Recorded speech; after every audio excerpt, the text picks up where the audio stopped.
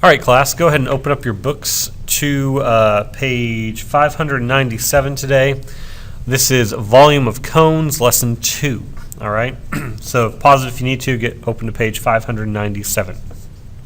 Here we go. Grace and Ellie are making snow cones for the school carnival. They want to know how much ice goes into a paper cone that has a radius of 1.5 inches and a height of 4 inches. So go ahead and underline that, 1.5 inches and 4 inches. And then also underline the word cones. So we're looking not at a cylinder here, but actually a cone. But it's going to talk about a cylinder briefly. It says, recall the formula for finding the volume of a rectangular pyramid is volume equals 1/3 base times height. How does the volume of a pyramid compare to the volume of a prism with the same base and height? Well, basically what you have here is both a prism, that's like a 3D rectangle, has a base, and a pyramid has a base, okay? But a pyramid from the side goes up to a single point, kind of like a triangle, but a rectangular prism basically just makes a square or a rectangle. So the reason you have the 1/3 in front here is because basically, if you look in order to make the pyramid into a prism with those dotted lines, you're missing out on two different sections here, okay?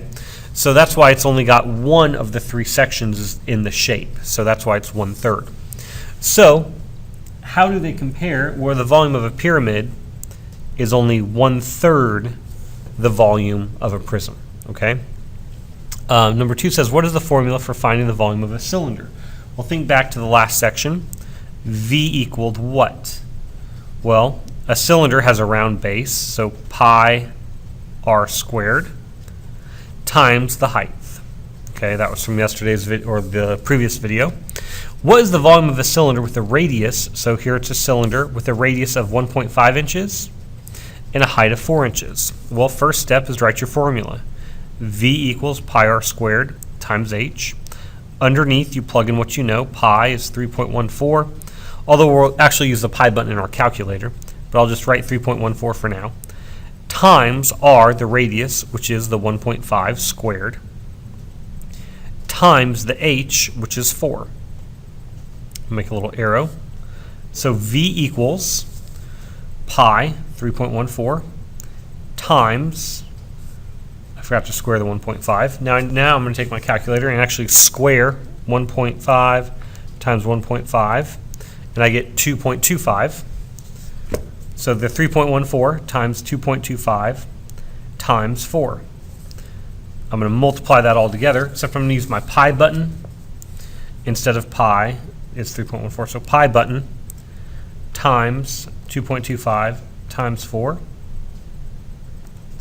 gets me 28.27. Now what are my units? Inches, and it's volume, so it's inches to the 3rd power, okay? So that's what the volume of a cylinder would be with that with that radius and that height. So this volume of the volume of the cones Grace and Ellie are using is about 9.42 inches, cubic inches. Write a ratio in simplest form comparing the volume of the cone to the volume of the cylinder. Well, I have my 28.27, and I'm going to divide that by the 9.42, and what you get is about 3, okay? So the cylinder is about 3 times as large, so the ratio is 1/3, all right? Now, make a conjecture about what the formula for the volume of a cone is. Well, the cone is kind of like the pyramid. A cone you can kind of honestly think of as a circular pyramid. Okay, so the cone formula, V will equal 1/3 times pi r squared times h, the height. Okay, so it's similar to the cylinder, except it has the 1/3 in front. All right, let's go and turn the page and take a look here. Now, the official formula here that the book uses is V volume equals 1/3 base times height. But me and Miss Neely, we don't really like this one because base, this big B for base, doesn't really tell us what's going on. So we prefer this formula, V equals the 1/3 times pi r squared. times h. We like the pi r squared instead of b because your base here is a circle, so you basically have to find the area of that, multiply by the height. Well, how do you find the area of a circle? Pi r squared. It's not just b. Okay, they don't always give you the base. Most times you'll have to find the area of the base by using pi r squared. Vocab word, cone. A cone is a three-dimensional figure with one circular base, so that's your circular base, connected by a curved surface to a single vertex. Vertex just being a single point at the top. So let's take a look here. It says find the volume of the cone, round to the nearest tenth. Rounding is important in this section. Make sure you pay attention to that.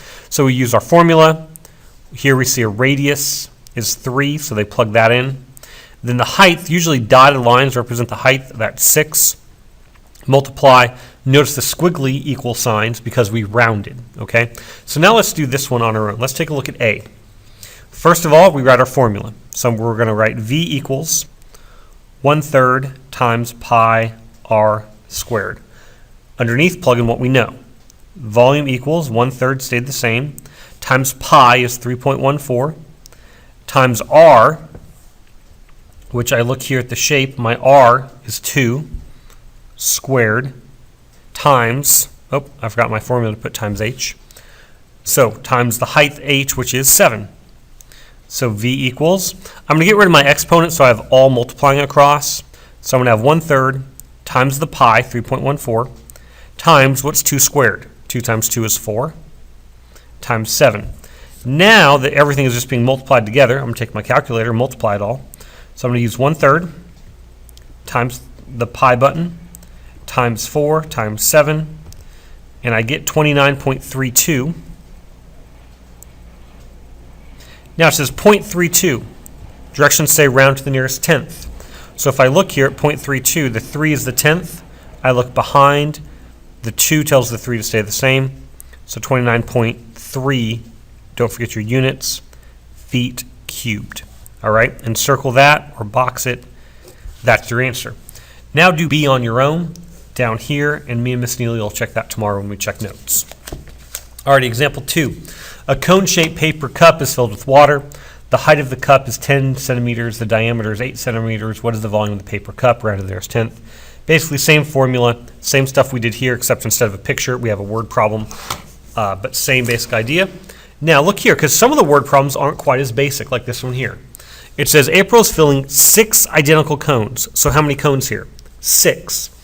Each one has the radius of 1.5 and a height of 9.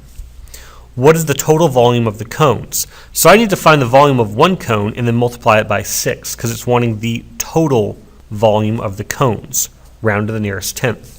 So I got to show my work. Volume equals, formula first, 1/3 times pi r squared times the height. So V equals 1/3. I'm going to plug in my 3.14 for pi times my radius, which is 1.5 squared, times my height, which is 9. Then I'm going to get rid of my exponent, so everything's multiplying. So it's 1/3 times 3.14. Now I'm going to take 1.5 squared, so it's 1.5 times 1.5, 2.25, times the 9. Now I'm going to multiply all this at once to get my answer. So I have 1/3 times the pi button times 2.25 times 9, and I get the volume is 21, and I'm rounding to the nearest tenth. That's a 0, so it tells the 2 to stay the same. 21.2 inches cubed. Now I need to take that number and multiply by 6. Okay? So I need to take that number, I'm trying to get it out of the glare for you guys. Take that number, multiply by 6. Let's see, does that help? Nope. So I'm going to put times 6 here. Make that arrow, so the total volume is the 21.2 times 6 is 127.2 inches cubed.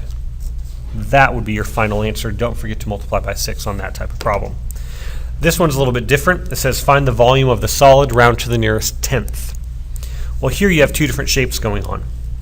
You have a cone on the bottom, represented by this formula. You have a cylinder on top, represented by that formula. So you have to find the volume of the cylinder, find the volume of the cone, and then right here, it added the two numbers together, okay, down there at the bottom. So we're doing a similar thing here. It says find the volume of the solid. Well, what do we have here? A cylinder and a cone? No, we have two cones. So don't assume it will always be like this. You have to be aware of what the shapes are. So we have a cone and a cone. So I'm going to find the first one. Volume equals 1/3 times. And I know writing all these down every time is like, oh my gosh, I got to write that again. But it's a good idea. This helps you memorize these. So 1/3 times pi r squared times h. So 1/3 times 3.14 times the radius. Well, I'm going to do the left one first. The radius for both is actually 6. That's the solid line there. So it's 6 squared times the height. My height is usually the dotted line. That's represented by 5.5. So volume equals 1/3 times 3.14. I'm going to square here. So 6 squared is 6 times 6, which is 36, times the 5.5. Now I'm going to take all of that and multiply it all together. So I have 1/3 times 3.14 times 36 times 5.5, and I get 207.24. That now units are inches cubed because it's volume. Now I find my next one. Volume is 1/3 times pi r squared times h. You have to write the formula every time. So then I have volume equals 1/3 times 3.14 times the radius, still 6 even for this cone. All that's different is the height, which for this side is 13. So I'm going to multiply all that together. 6 squared is 36, which we know from above, so it's 1/3 times 3.14 times the 36 times 13, and I get 489.84. Now this one didn't actually tell us what to round to, so that's why I'm not rounding.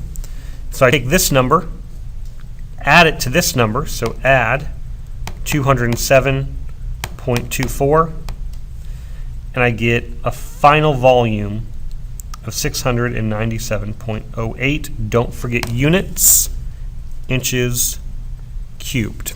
All right, and that's pretty much what we're looking at. Is we're using a lot of the cone. We're using cone formula, cylinder formula. Sometimes you have to add them together. Sometimes, like up here, you're going to have to multiply your answer. So read the problems carefully. I do want to point out on this page, at the bottom, you have 7 and 8, where you have to do the cone and the cone. Here you have a cone and a cylinder. Don't forget to add those. Then on this page, it's the volume of a cone with a 30 millimeter radius is 9,420 cubic meters. So it's actually telling you the volume here. The 9420 is the volume. What are you asking to find? It's asking you to find the height. Okay, so you have to set that one up, plug in what you know, and then kind of solve it like an equation. All right, have a great night. Come tomorrow with any questions.